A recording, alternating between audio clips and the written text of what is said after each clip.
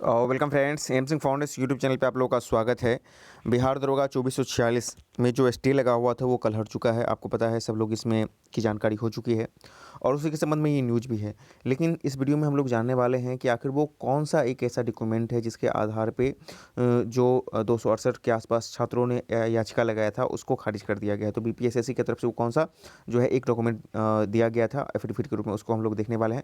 सबसे पहले इस न्यूज़ को देख लीजिए। यहाँ पे बताया गया कि हाईकोर्ट ने 2446 दरोगा की नियुक्ति पर लगी रोक को हटाया, याचिका खारिज कर दिया गया है। मुख्य रूप से यहाँ पे बताया गया है कि पटना हाईकोर्ट ने 2446 की नियुक्ति पर लगी रोक हटा ली। जस्टिस पीबी बंजथरी ने की एकल पिछली नियुक्ति के लिए प्रकाशित मेरिट लिस्ट को रद्द करने का लेकर रिट याचिका पर मंगलवार को वर्चुअली सुनवाई करते हुए उसे खारिज कर दिया। यह याचिका सुधीर कुमार गुप्ता व अन्य दायर की थी। इसके पहले कोर्ट ने 1 दिसंबर 2021 को अपने आदेश में कहा था कि चयनित अभ्यर्थियों को नियुक्ति पत्र जारी नहीं किया गया है तो सुनवाई की अगली तिथि 3 जनवरी 2022 तक इसे जारी नहीं किया जा सकता है। साथ ही कोर्ट ने राज्य सरकार को जवाबी हलफनामा दाखिल करने का आदेश दिया था।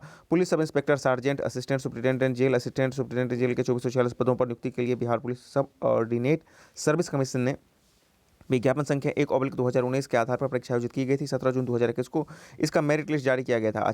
याचिकाकर्ताओं का कहना था कि सामान्य वर्ग के वैसे अभ्यर्थी जो 75.8% अंक लाकर संयुक्त मुख्य परीक्षा में सफल घोषित किए गए थे, उन्हें सफल घोषित नहीं किया गया है क्योंकि फाइनल मेरिट लिस्ट 0.8% अंक घटा दिया गया है। तो वही बात है कि देखिए ये जब मतलब कि ये देखिए ये वाला जब आया था, ये आया था आपको जब ये केस दायर किया गया था, उसके बाद बीपीएसएससी की तरफ से ये स्पष्ट नोटिफिकेशन आया था और ये रिट भी आपको एफिडेविट में दायर किया गया है कि हमने ये भी जारी किया था, इसको भी लगाया गया था। देख सकते हैं एनेक्चर ई, ये भी जारी किया गया था, एफिडेविट में लगाया गया था। ठीक है, तो यहाँ पे ये बताया गया था कि मुख्य रूप से यही है कि यहाँ पे देख लिए उल्लेखनीय है कि विज्ञापन संख्या 1/2019 के अंतर्गत संयुक्त प्रतियोगी परीक्षा आयोजित की गई थी, जिसमें नियमानुसार मात्र एक ही कट ऑफ दिया जा सकता है जो कि न्यूनतम होता है। अलग अलग पदों के लिए अलग अलग कट ऑफ नहीं दिया जा सकता है। तो जो सार्जेंट का कट ऑफ था, इसके कारण चूंकि सारा कट ऑफ आपको लो दिख रहा था और वास्तव में एसआई का कट ऑफ हाई गया था।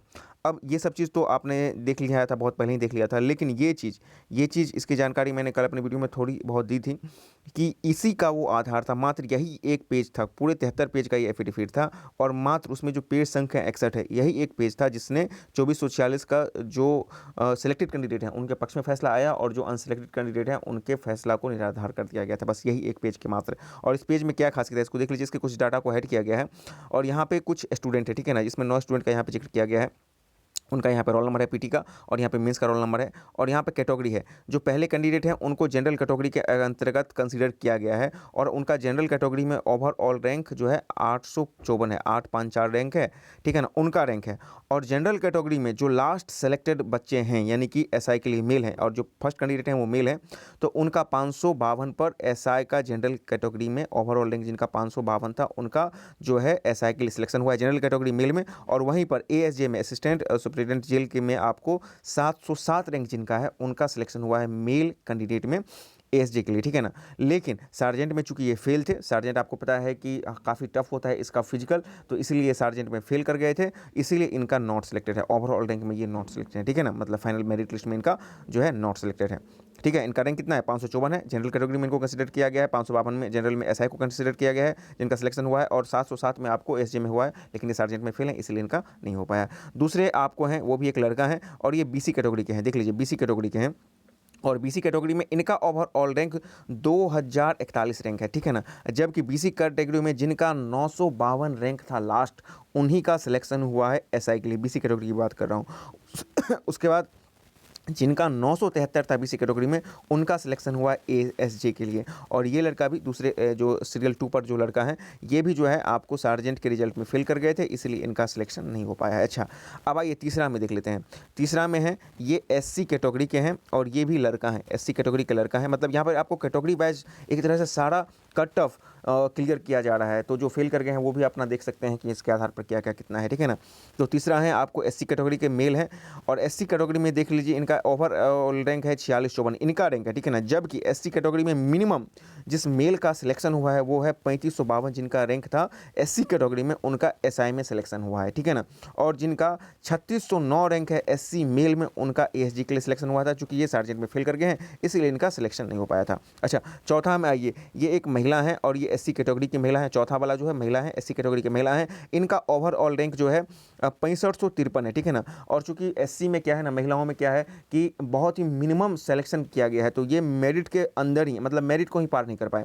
बाकी ये सब जितने हैं ये मेरिट को पार किए हैं, ठीक है ना, तभी तो वो दावा कर रहे हैं मेरिट से ज़्यादा होते हुए भी मेरा जो है सिलेक्शन नहीं हुआ है। और सिलेक्शन नहीं होने का कारण है कि चूंकि सार्जेंट का कट ऑफ है और बाकी कट ऑफ में ये क्वालिफाई नहीं कर पाए हैं। और आयोग का मानना है कि चूंकि तीनों एग्जामिनेशन एक साथ हुआ था, इसलिए हम जो सबसे मिनिमम कट ऑफ क्या मतलब कि हम सबसे मिनिमम जो जिस पोस्ट के लिए होगा उसी को हम जारी कर सकते हैं, पोस्ट वाइज हम नहीं जारी कर सकते हैं। तो उस आधार पर महिलाओं में देख लीजिए, ये जो चौथा नंबर कैंडिडेट है सीरियल नंबर 4 पर, ये महिला हैं, एससी में महिला हैं, और इन्होंने इनका रैंक 6553 है, लेकिन इन्होंने मेरिट को ही क्रॉस नहीं कर पाया था, तो ये नहीं हो पाई थी। उसके बाद आइए 5वां नंबर को जो है ये ईडब्ल्यूएस मेल है। ईडब्ल्यूएस मेल में जो है इनका जो रैंक है 25 और 35 है, 2535 है। और ईडब्ल्यूएस मेल में जो सिलेक्शन हुआ है वो सिलेक्शन हुआ है आपको 1143, यानी कि ईडब्ल्यूएस मेल में किसी का 1143 नंबर सबसे मिनिमम था, उनका एसआई में सिलेक्शन हो गया है। ये 2446 की बात की जा रही है, ठीक है ना। और 1152 यदि किसी ईडब्ल्यूएस मेल का है तो उनका सिलेक्शन एएसजी में हो गया है, लेकिन इन्होंने सार्जेंट में फेल कर गया, इसलिए इनका भी सिलेक्शन हुआ है। आइए छठा नंबर पर ये जो है आपको ईडब्ल्यूएस है, ईडब्ल्यूएस में भी आपका इनका रैंक देख लीजिए 3744 है, और वही ईडब्ल्यूएस में यहाँ तक देख लीजिए छठा और सातवां तक में 1143 पर ईडब्ल्यूएस मेल का सिलेक्शन हुआ है एसआई के लिए, और 1152 सिलेक्शन हुआ है आपको, 1152 रैंक होने पर सिलेक्शन हुआ है एएसजी के लिए। तो इन दोनों कैटेगरी को इन तीनों लड़कों ने पार नहीं किया है। कौन? तो 5, 6, 7 ने, तो इसी सार्जेंट में चूंकि ये फेल है तीनों, तो इसलिए इनका सिलेक्शन नहीं हुआ है। अच्छा, आ जाइए आठवां नंबर में देख लीजिए, वही एससी मेल है, एससी मेल में आपको देख लीजिए 3552 पर सिलेक्शन यहाँ पर भी था, मेल में नहीं हो पाया है। और मतलब कि एसजी में भी इनका सिलेक्शन नहीं हो पाया है, क्योंकि इनका ओवरऑल रैंक जो है इस दोनों रैंक से ज़्यादा है, और सार्जेंट में ये फेल थे, इनका सिलेक्शन नहीं हो पाया है। और एक नीचे में है, एक महिला है, और ये ईबीसी की महिला है, ठीक है ना, ईबीसी की महिला है। और महिला का वही बात है कि इन्होंने फेल इन डॉक्यूमेंट वेरिफिकेशन, ये फेल्ड हो गए डॉक्यूमेंट वेरिफिकेशन में, इसलिए इनका सिलेक्शन हुआ है। तो बहुत हद तक आपको हर एक कैटेगरी वाइज का यहाँ पे क्लियर कर दिया गया था कि किस में कितना नंबर आने पर, यानी कि नंबर तो यहाँ पे नहीं बताया गया है, नंबर तो आपको आपके मार्कशीट में ही बता दिया गया कि आपका कितना नंबर है, और वहाँ पर मेरिट भी बताया गया था, चूँकि सार्जेंट का मेरिट था वो भी बताया गया था, ठीक है ना।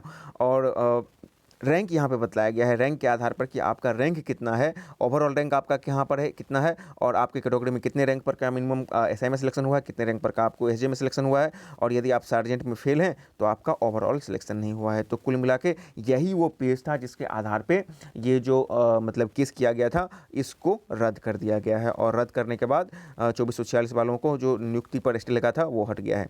अब बात है कि आगे क्या कह रहा है, तो 2446 वाले को बहुत जल्द इसको जो है ज्वाइनिंग लेटर आएगा, joining letter in the sense कि आपको ट्रेनिंग के लिए बुलाया जाएगा। अभी आपको पता है कि 21 तारीख तक आपको 50% ऑक्यूपेंसी के साथ मतलब कि जितने भी सरकारी कार्यालय खुल रहे हैं, मतलब हाफ लॉकडाउन लग चुका है, लेकिन उससे आपको बहुत ज़्यादा यहाँ पर प्रभाव नहीं पड़ेगा। आपके जो भी लेटर हैं वो बहुत जल्द निकलेंगे। उम्मीद आप मान के चल सकते हैं कि 2 सप्ताह तक के अंदर आपको आपके सिलेक्शन, या उससे पहले भी हो सकता है, लेकिन 2 सप्ताह में एक मोटा मोटी मान के चल रहा हूँ कि इतना के आसपास आपको सिलेक्शन के संबंध में कोई ना कोई ऑफिशियल नोटिस आपको देखने को मिलेगा, या तो आपको पर्सनली भेजा जाएगा या कि सार्वजनिक किया जाएगा, जो भी चीज़ें होंगी। तो आपका जो सिलेक्शन जो है अब वो हो चुका है, और आपके जो भी बाधा कंकड़ थे वो खत्म हो चुके हैं।